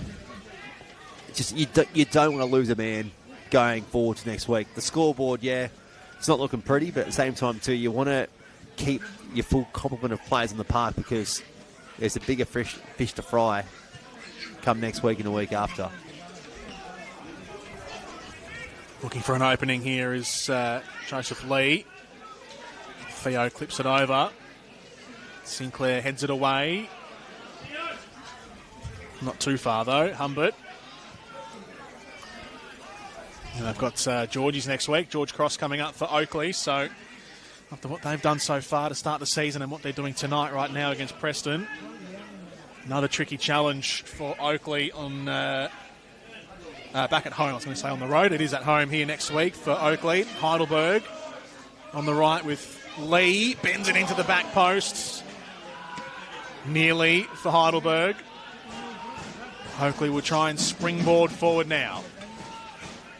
Sinclair away to his right. Moved forward from McGilt to Diaz. And now Sinclair again. Stuttering around the edge of the box. Looking for Diaz. Hammered away by the Heidelberg defence. Yeah, we just saw Labib just a bit reluctant to get forward in that last passage of play, and he does now. Labib eyes up into the box, looking for Juratovic, and it's over the crossbar. Another good chance for Oakleigh. They've been few and far between, but there's been a couple in the second half, and that was Juratovic's best opportunity. And a clear header, but couldn't bring it down. Labib just further stamping my point I was about to make, that he's just, in the last 10 minutes or so, he's really just sat back and consolidated, sitting in that right back role. More of a natural attacker. You want to see him getting forward, and the one time that he does get forward in 10 minutes, they get a chance. So it's, I don't know if it's due to fatigue or an instruction to stay back, but they've got nothing really offering on that right wing. Sinclair playing out of position, more of a central player in a right flank role. You want to try and get numbers in that channel, because it's starting to open up. McGilt across to Labib again. Formulating something down the right, Labib runs on. Gets taken down by Lesiotis, who clips Labib. So a set piece coming up here for Oakleigh, who've got just over 10 minutes of regulation time left, plus there'll be a chunk of stoppage time. It's been written in pencil since half-time that Heidelberg will get the 3 points, but it's just a matter now for Oakleigh as to can they limit the damage and can they try and just peg back a goal or two, really? Well, it looks unlikely, Jordan. Don't write off the result completely just yet for Oakleigh. Keep the dream alive for Have Oakleigh. seen them come back from a deficit like this before, so... Well, a goal here would be lovely if you're a Cannons fan. Guest whips it in front post. Left lean again, up to the task. Been no issues for him tonight. Sent back in by McGill. Again, Heidelberg's defence shuts the door. Labib looking to go at himself for a moment. He looked a bit in two minds there, Labib. Didn't know whether to use Joey Guest on his right or take on the defender in front. And you just want to go forward with a clear purpose, especially when you're chasing 3 goals at this late stage. Just know what your intention is going into that final third. Hampson pressing forwards, looking to link up. Still going Hampson, just couldn't get that extra pass in, maybe overused it. And Heidelberg, numbers are thin going forward, but they'll try and throw something here. Not really the right ball from Max Bassetto. Well, I think Bassetto actually might have fooled his own player in Nick Duarte there, because I think he fooled me. I thought he was going for a long-range effort and then went for the small dink for Duarte. So, I think Max Bassetto there, he fooled a few of us there, me included. Decent shape to that ball for Sinclair. Into the area. First entry was shallow. They square something up. Well, Juratovic, I guess that counts as a shot on target, but straight to the feet of Souza. I think one issue that's sort of arisen for Oakleigh in this last 5 to 10 minutes is half the players out there are still maintaining that effort required to get something out of this game, where the other half, without singling out individuals, look like they've just put the cue in the rack and realise that it's probably out of order for this round.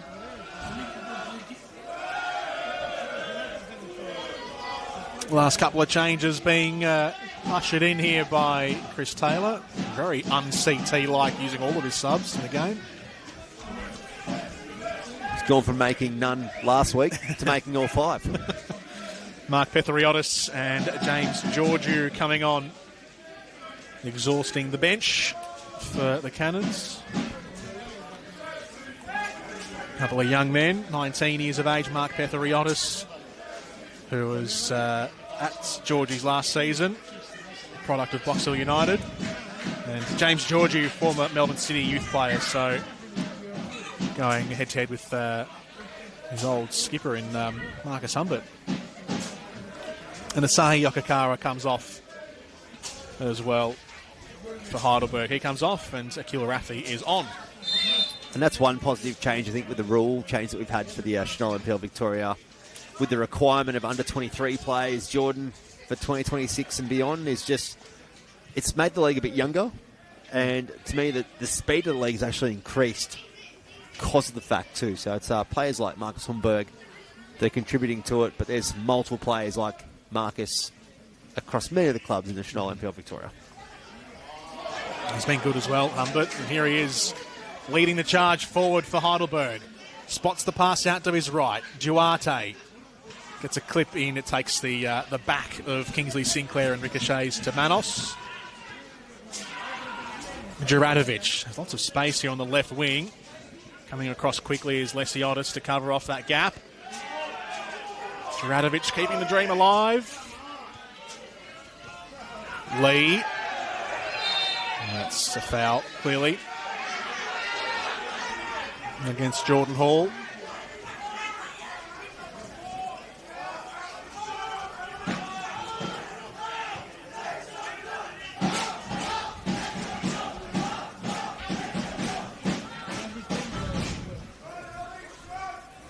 I don't know about you, Jordan, but this is one of the first times I can remember actually sitting amongst the Heidelberg fans calling the game, and it's been quite entertaining. It helps that they're up on the scoreboard by a few goals as well. But I don't know if it'd be nice if it was the other way around. But No, sorry, Oakleigh fans. I'm glad I'm here and not calling 3 Heidelberg goals sitting amongst your contingent tonight.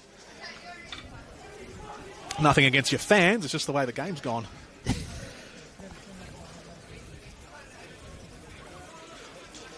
I've been amongst the Heidelberg contingent many a time, Bryce. I'm a Heidelberg native myself. Grew up just around the corner. it's not a bad day out at the Olympic Village, isn't it? You can hear them from several streets away when there's a game on and you're walking through the Heidelberg streets. Happily banging away on the drums tonight. The fans of Alexandros. 5 minutes to go in regulation time. And you can see Heidelberg in no hurry whatsoever. You can excuse them for putting the cue in the rack, so to speak. Bringing Nicholas Duarte off, so he won't get his hat-trick tonight. And Ethan Sardellis coming on, the youngster. 18 years of age. Fourth appearance this season, Gold Coast native.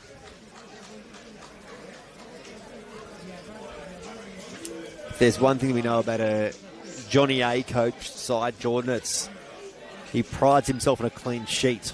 So that's one target that Ryan Lethlean and Ben Collins will be looking to keep in shape across the remaining minutes of this game. Yeah, the best defensive team last season, conceding just 25 goals in 26 games last year, which is incredible.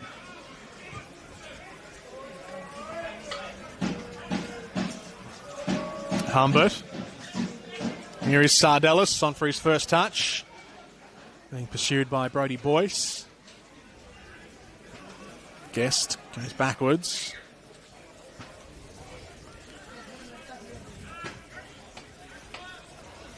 I think it's going to be an interesting week at training here at Jack Edwards for the Oakleigh Cannons, because I think Chris Taylor's going to do a bit of soul searching with what he does with his side going forward, because having called them last weekend against Melbourne City and again tonight, just something isn't quite gelling at the moment. Yeah. And don't get me wrong, I've got them as one of the sides that will make the final series come the end of the season. Chance here for Oakleigh, and they will pinch a goal. They'll get one back, and it's Guest who taps it in on the line, gets it past Yaron Souza. They won't get the clean sheet tonight, Heidelberg, and Oakleigh have got one late. Yaron Souza, not too pleased at all, Jordan. We were just talking about a clean sheet and how much Heidelberg pride themselves on them, and with less than 3 minutes of normal time remaining in this fixture, they've conceded a pretty sloppy goal by their own standards.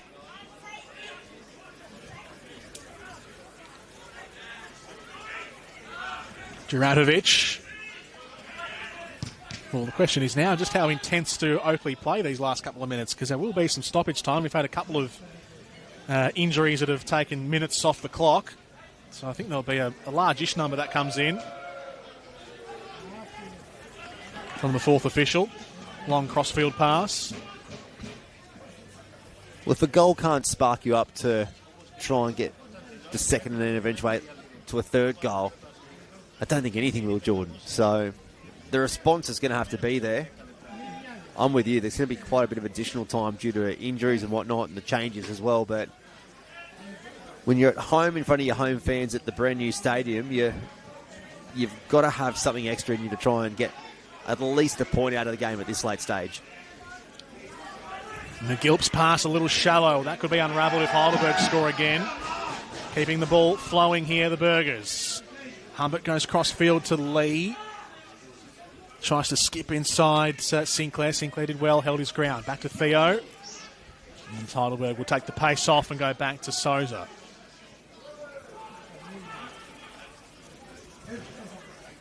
Yeah, it was good there from our referee, Jack Morgan, to let play continue, and no doubt he's going to go back and have a chat to Adam Juratovic when the ball goes out next, because that was a very intentional challenge, but really it was a bit of a nothing challenge in the end.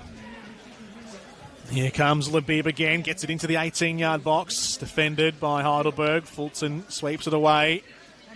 Boyce picks it up. Back out to Labib again. He goes down the line to Petheriotis. Not a lot of room out there for him to work with, but they've managed to wriggle away. Juratovic into Guest. Labib has to spin, turns, shoots. Deflection could have gone anywhere, but it was a solid touch from Ryan Lethlean. Puts it behind for another corner. I reckon the ball was in play long enough that Jack Morgan's forgotten about the challenge, which is good for Adam Juratovic. Variation on the corner comes in. They're all lining up there. There is the second goal. Brodie Boyce puts it in, and it's now 3-2. And all of a sudden, there are hairs standing up on the back of the necks of those on the Heidelberg dugout. The Heidelberg fans next to us are all quizzically looking down at this game. There's only 4 minutes of additional time, by the way, while that was all happening, which I think is pretty low. Oakleigh we feel a bit short-changed that there's only 4 injury time minutes. Well, hold on to your hats. It's 3-2. Is it a good time to remind you of what I said about 5-10 minutes ago, Jordan, saying that the game isn't over yet? You kept the dream alive, Bryce. Credit to you. I thought it was all over. It's in Oakleigh's DNA not to try and chase out a game with whatever's left on the clock. It's just any Chris Taylor coach side, the effort's always going to be there. So it was a calculated guess. Manos. Oh, Manos. Don't ruin it now. Oh, that's a bad challenge from Manos. With a waggle of the finger from Jack Morgan, and apparently no foul in all that. Oh, he's clearly shoved over his opponent. Who was that? Max Bassetto, who's picking himself up off the ground. I reckon his heart's racing at 1,000,000 miles an hour right now, Thomas Manos. You're spot on. Theo tries to thump it forwards. One back by Oakleigh. Go long, say the Cannons. Sending all the numbers up. Blocking it off in midfield. It's high ball. Let everyone race after it. Almost like a rugby kick. Guests keeping it alive. Elbowing his way forward is Bassetto. Petheriotis saw his name up in lights, and that wasn't the shot. Whoa, I tell you what, yeah, that was a rush of blood, but if only had that bit of patience, Oakleigh Cannons, they had some space on the left-hand side. Get the ball out wide in that channel. Ball in behind. You know what? It's a lottery once it's in that 18-yard box.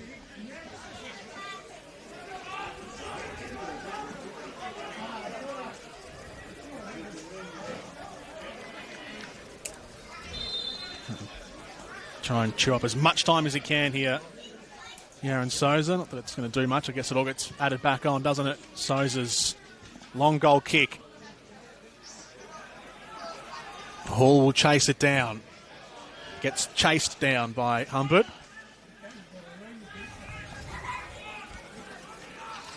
It's fair to say, Jordan, the intensity has really gone up since we've seen the additional time board put up in that second goal. So it's very unlike the previous 90 minutes that we've seen.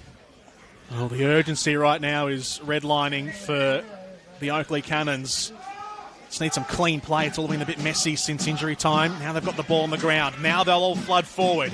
Here's the chance. Labib sends it in. Headed up by Boyce. Need to bring it down again. Collins is there defending for Heidelberg. They'll run for the hills now, Heidelberg. Lee going down the right sideline. He's got one in the middle. Chewing up time and territory here, Joseph Lee. Trying to preserve the lead for Heidelberg. Dispossessed. How many more chances can the Cannons muster in the time remaining? McGill. Georgiou sends it forward into space. Petheriotis was sent to fetch. Was a long way away from him. Not the best ball. Heidelberg fans baying for the whistle now. Juratovic outbodies his man. Needs to get it in. He does. Comes in, and Souza with not too many challenging around him, takes a clean catch in his box. And that might have been the last opportunity for Oakleigh. Yeah, and it wasn't a bad opportunity for the Cannons, just needed a bit more of a cutback on that delivery.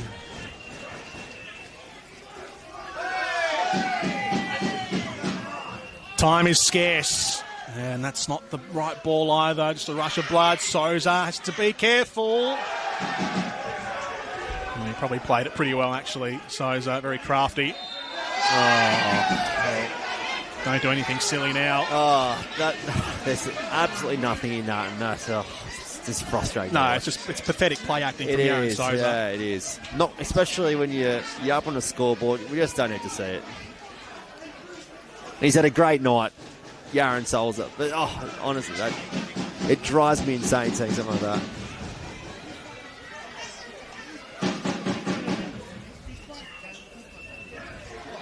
And he gets yellow carded, rightfully so. Yeah.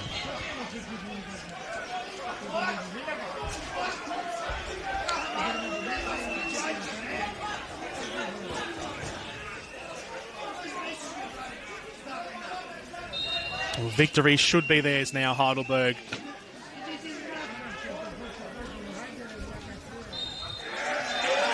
There it is. Heidelberg get all 3 points after a dominant first half, but one heck of a scare late in the second.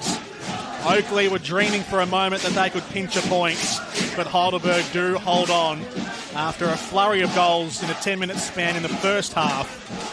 And seeing off 2 late goals from Oakleigh in the second half, it is Heidelberg who walk away with all 3 points. Full-time in the Senol NPL Victoria Men's Friday night fixture in round number 5. It is Oakleigh 2, Heidelberg 3. Bryce Ruthven, your thoughts? Yeah, look, we'll leave here looking at a 3-2 scoreline, thinking it was a very close game, but in true reflection over the whole 90 minutes, it was a dominant performance by Heidelberg United. Let's not mix that up. But I tell you what, it's just a sign of when you essentially put the cue in the rack with 5 minutes to go, a side like Oakleigh can punish you. And I said during the game that both these sides will feature in the final series, and 3-0 with 10 minutes to go, Oakleigh can pull something out of nothing, and they almost did. And, well, something to take into next weekend's game anyway for the Cannons. Absolutely. At half-time, you would have been forgiven for thinking that Heidelberg would just double their dosage and win 6-0 at full-time, but I don't know, they took the foot off, or Oakleigh threw the challenge down in the second half? I think they were comfortable, and Heidelberg are a side that like to be challenged. That's when you get the best out of them, and they were challenged in the first half, and just the dominance just overpowered Oakleigh Cannons. But look, it's a big one next weekend for Oakleigh, back here at Jack Edwards, so if you're around the southeast, definitely come down here and check out what's going to be a great game. Yeah, doesn't get much easier for Oakleigh. They've got George Cross here next Friday night, and then away to Avondale on the Saturday of round 7 after that. Heidelberg take on St Albans on Sunday away next week, and Melbourne City Youth at home on Friday night of round number 7. Quick thought on who the best were tonight, Bryce, before we sign off? Yeah, look, I think it'd be hard to look past someone like Marcus Humbert. He was pretty good tonight.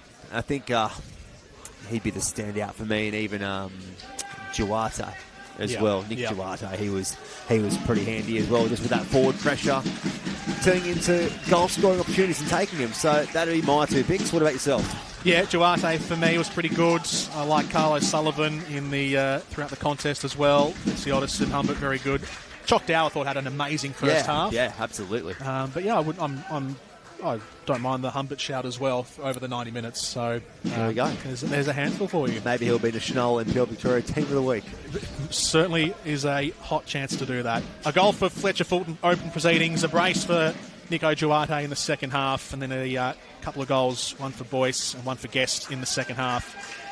And that is how it all ends. Heidelberg winners 3-2 tonight from Jack Edwards Reserve. We will see you again over the weekend from the venues of Senol NPL Victoria, not only this weekend, but all through the season, streaming right around the world. We'll see you next time at the football.